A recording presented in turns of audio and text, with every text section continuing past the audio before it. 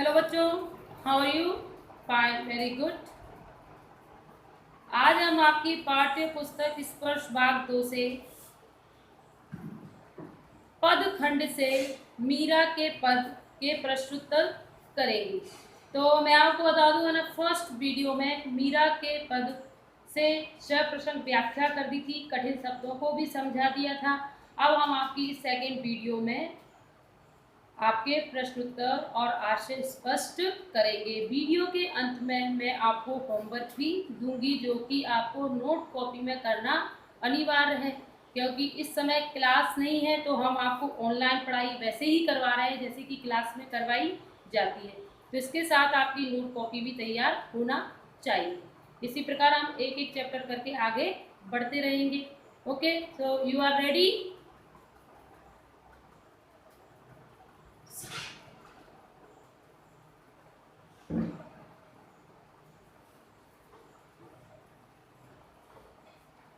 कक्षा 10 विषय हिंदी, पाठ 2, मीरा के पद्य खंड, पाठ्य पुस्तक के अभ्यास का नंबर। निम्नलिखित प्रश्नों के उत्तर दीजिए। देखिए, प्रश्न 1, पहले पद में मीरा ने हरि से अपनी पीड़ा हरने की विनती किस प्रकार की है? हरि कौन है यहाँ पर? हरि यहाँ पर श्री कृष्ण है। तो पहले पद में मीरा ने हरि से अपनी पीड़ा यानी अपने कष्ट हरने की विनती का अर्थ है प्रार्थना किस प्रकार की है। तो मीरा के आपकी पाठ्य पुस्तक में 2 पद दिए गए थे, तो मैंने दोनों पदों को आपको समझाया था। तो पहले पद में मीरा ने श्री कृष्ण से अपने कष्टों को हरने की विनती कई उदाहरण देते हुए की थी। तो इस प्रश्न का उत्तर इस प्रकार आप लिख सकते हैं। पहले पद में मीरा ने अपनी पीड़ा हरने की विनती इस प्रकार की है कि हे ईश्वर। ईश्वर किसके लिए संबोधित हुआ है यहाँ पर? श्री कृष्ण के लिए। जैसे आपने द्रौपदी की लाज रखी थी, गजराज को मगरमच्छ रूपी मृत्यु के मुख से बचाया था तथा भक्त प्रहलाद की रक्षा करने के लिए ही आपने नरसिंह अवतार लिया था, उसी तरह मुझे भी सांसारिक संतापों से मुक्ति दिलाते हुए अपने चरणों में जगह दीजिए। तो मीरा ने पहले पद में इन सभी की उदाहरण देते हुए अपनी रक्षा करने के लिए श्री कृष्ण से याचना की है। तो पाठ्य पुस्तक में जो प्रसंग मैंने आपको से प्रसंग व्याख्या करवाई थी, तो आप अपने ढंग से भी इसका उत्तर लिख सकते हैं। प्रश्न 2, दूसरे पद में मीरा बाई श्याम की चाकरी क्यों करना चाहती है, स्पष्ट कीजिए। चाकरी का अर्थ क्या है? यानी श्री कृष्ण की मीराबाई नौकरानी क्यों बनना चाहती है? तो मैंने आपको दूसरे पद में बताया था कि श्री कृष्ण की मीराबाई नौकरी करके या चाकरी करके उनके दर्शन पाना चाहती हैं, उनकी सेवा करना चाहती हैं, चारों पहर उनको देखना चाहती हैं, उनकी भक्ति के गुणगान करके वृंदावन उनके गीत गाना चाहती हैं। तो इस प्रश्न का उत्तर आप इस प्रकार लिख सकते हैं। उत्तर, मीरा श्री कृष्ण को सर्वस्व समर्पित कर चुकी है। सर्वस्व यानी अपना सब कुछ समर्पित कर चुकी है, इसलिए वे केवल कृष्ण के लिए ही कार्य करना चाहती हैं।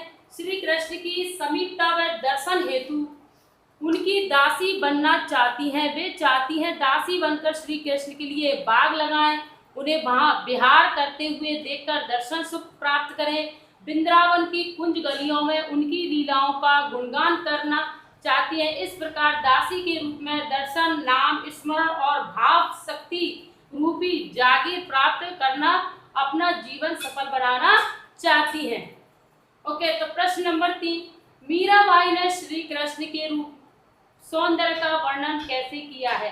तो देखिए, जब हमने प्रश्न व्याख्या की थी, तो मीराबाई ने श्री कृष्ण के रूप सौंदर्य का वर्णन बहुत ही अच्छा किया है। उसमें मीराबाई कहती है कि वे पीतांबर यानी पीले वस्त्र पहने हुए हैं, माथे पर मोर मुकुट शोभायमान है, गले में बनमाला फूलों की माला शोभायमान है। इस प्रकार मीराबाई ने श्री कृष्ण के रूप सौंदर्य का वर्णन किया है। तो इसका उत्तर हम इस प्रकार लिख सकते हैं। उत्तर, मीराबाई ने श्री कृष्ण के रूप सौंदर्य का अलौकिक वर्णन किया है। उन्होंने पीतांबर पीले वस्त्र धारण किए हुए हैं जो उनकी शोभा को बढ़ा रहे हैं। मुकुट में मोर पंख पहने हुए हैं तथा गले में बैजंती माला पहनी हुई है। बैजंती माला क्या है? वन के फूलों की एक विशेष प्रकार की माला होती है जो उनके सौंदर्य में चार चांद लगा रही है। वे ग्वाल वालों के साथ गाय चराते हुए मुरली बजा रहे हैं। तो इस प्रकार मीराबाई ने श्री कृष्ण के रूप सौंदर्य का वर्णन बहुत ही सुंदर ढंग से किया है।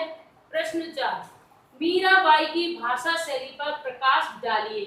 तो मैंने आपको पढ़ते हुए बताया था कि मीराबाई ने राजस्थानी, गुजराती, ब्रजभाषा आदि सभी भाषाओं का मिश्रण अपने पदों में बहुत ही सुंदर ढंग से किया है। तो इसका उत्तर इस प्रकार है, मीराबाई ने अपने पदों में ब्रज, पंजाबी, राजस्थानी, गुजराती आदि भाषाओं का प्रयोग किया गया है। भाषा अत्यंत सहज और सुबोध है। शब्द चयन भावानुकूलन है। भाषा में कोमलता, मधुरता और सरसता के गुण विद्यमान हैं। अपनी प्रेम की पीड़ा को अभिव्यक्त करने के लिए उन्होंने अत्यंत भावानुकूलन शब्दावली का प्रयोग किया है। भक्ति भाव के कारण शांत रस प्रमुख है तथा प्रसाद गुण की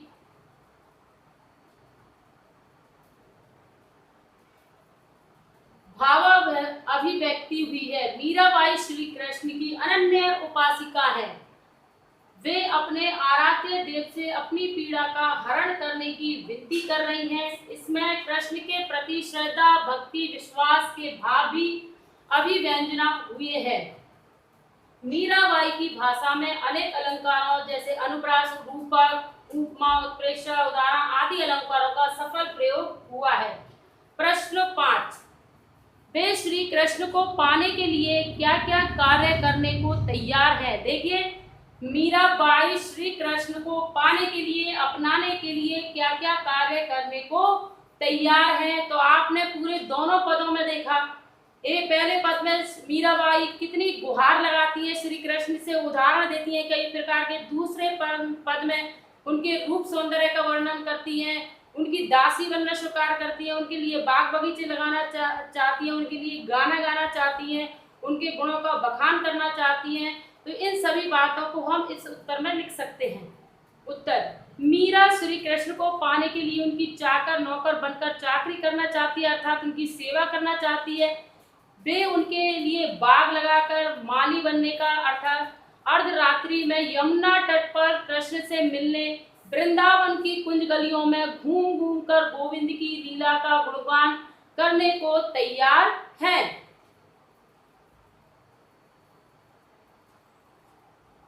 ख, निम्नलिखित पंक्तियों का काव्य सौंदर्य स्पष्ट कीजिए। तो आपके पद में जो पंक्तियां दी गई हैं उनका काव्य सौंदर्य हमें स्पष्ट करना है कि उनके काव्य में यानी उनके पदों में क्या क्या विशेषता है, कौन कौन से अलंकारों का प्रयोग हुआ है, कैसी भाषा का प्रयोग हुआ है। इन सब चीजों को हमको काव्य सौंदर्य के अंदर स्पष्ट करना है। तो देखिए प्रश्न है, हरि आप हरो जन री भीर। भीर यहाँ पर पीड़ा है और जन यहाँ पर स्वयं मीरा के लिए प्रयोग हुआ है। द्रौपदी री लाज राखी आप बढ़ायो चीर। चीर यानी वस्त्र। भगत कारण रूप न हरि धरियो आप शरीर। शरीर का अर्थ है शरीर, शरीर यानी काया। तो इसका काव्य सौंदर्य हम इस प्रकार स्पष्ट कर सकते हैं। काव्य सौंदर्य, भाव सौंदर्य। तो पहले काव्य सौंदर्य में क्या देखा है हमने मीरा के पदों में, उसके पदों में भावात्मक है। तो भाव सौंदर्य इस प्रकार है, हे कृष्ण आप अपने भक्तों की पीड़ा को दूर करो। जिस प्रकार आपने चीर बढ़ाकर द्रौपदी की लाज रखी है, नरसिंह रूप धारण कर भक्त प्रहलाद की पीड़ा दर्द को दूर किया, उसी प्रकार आप हमारी परेशानी को भी दूर करो। आप हम पर पीड़ा को दूर करने वाले हो। तो देखिए यहाँ पर भाव सौंदर्य इसलिए है क्योंकि इसमें मीरा ने श्री कृष्ण से अपनी भावनाएं व्यक्त की है, इसलिए इसमें भाव सौंदर्य प्रदान है। शिल्प सौंदर्य, शिल्प सौंदर्य का अर्थ यहाँ पर हम भाषा, अलंकार, छंद, रस आदि का समावेश है इन पदों में। तो भाषा कैसी है देखो, गुजराती मिश्रित राजस्थानी, शिल्प सौंदर्य में सबसे पहले क्या आएगा? भाषा। तो भाषा कैसी है मीराबाई की उसके पदों में? गुजराती मिश्रित राजस्थानी भाषा, कहीं कहीं उसमें ब्रज भाषा के शब्दों का भी प्रयोग किया है। 2 अलंकार, उदाहरण अलंकार। छंद कौन है? पद। रस भक्ति रस। कभी मीराबाई की जो पद है वो कैसे हैं? भक्ति रूप वाले हैं। उन्होंने सिर्फ कृष्ण की भक्ति के लिए ही पद लिखे हैं, इसलिए रस उनका कैसा है? भक्ति रस है। प्रश्न 2 बूढ़ तो गजराज राख्यो काटी कुंजर पीर। पीर का अर्थ यहाँ पर पीड़ा से है, काटी यानी काटा गया है, उनके दुखों को मतलब जो गजराज था उसको उसके दुखों का काटा गया था, काटने का अर्थ यानी उसके दुखों का निवारण किया गया था।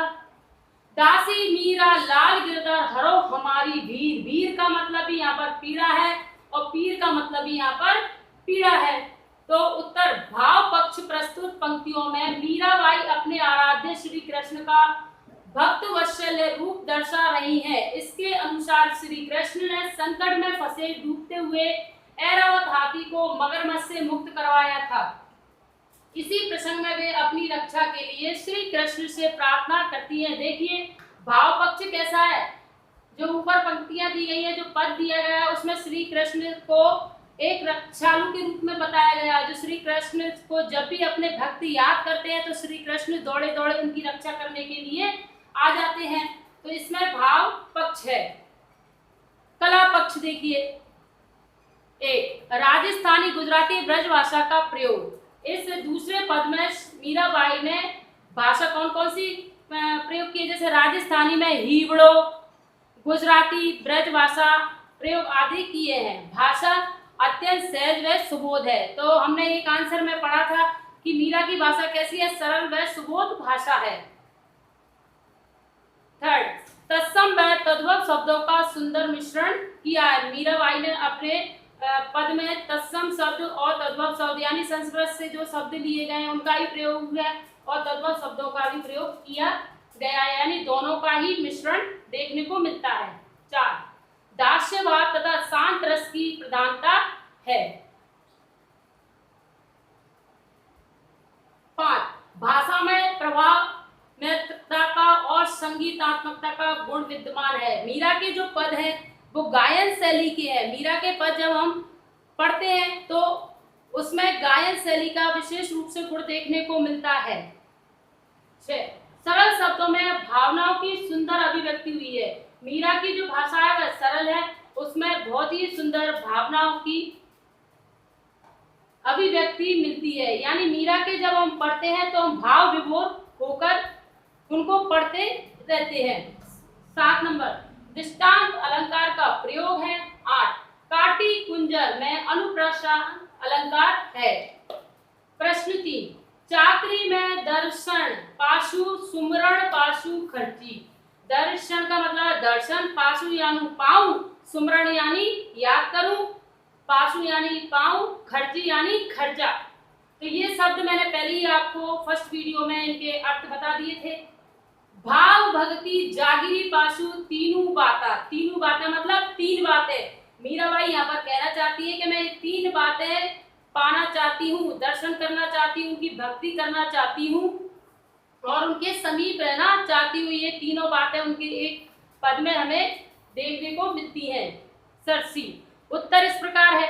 भाव सौंदर्य क्या है इन पंक्तियों का? इन पंक्तियों में मीरा दासी बनकर अपने आराध्य श्री कृष्ण के दर्शन करना चाहती है। पहली बात, इसमें उन्हें प्रभु स्मरण शक्ति रूपी जागीर तथा दर्शनों की अभिलाषा रूपी संपत्ति की प्राप्ति होती है। अर्थात श्री कृष्ण की भक्ति को ही मीरा अपनी संपत्ति मानती है। यानी तीनों बातें इसको यहाँ पर प्राप्त होती हैं और मीरा इन्हीं तीनों बातों को अपनी संपत्ति यानी अपनी जागीरी मानती है। शिल्प सौंदर्य प्रभावशाली राजस्थानी भाषा का प्रयोग हुआ है। तो आपने इस पंक्तियों में देखा, इनमें सब जो शब्द दे रखे हैं वो पूरे राजस्थानी भाषा के हैं। जैसे दर्शन, पाशु, सुमरण, पाशु, खर्ची, जागिरी, तीनों बाता, ये शब्द किसके हैं? सिर्फ राजस्थानी भाषा के ही शब्द है, इसलिए प्रभावशाली राजस्थानी भाषा का प्रयोग हुआ है।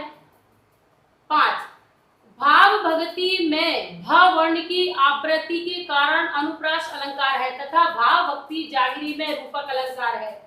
3 मीरा की दास्य तथा अनन्य भक्ति को दर्शाया गया है। खर्ची सरची में पद मैत्री है।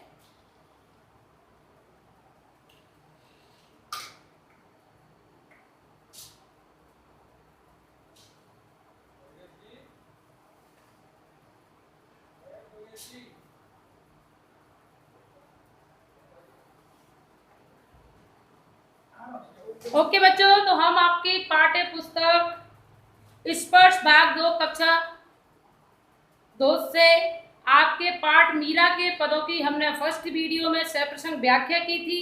उसके बाद सेकंड वीडियो में मैंने आपको उसके प्रश्नोत्तर भी करा दिए हैं और उनके आशय भी स्पष्ट कर दिए हैं।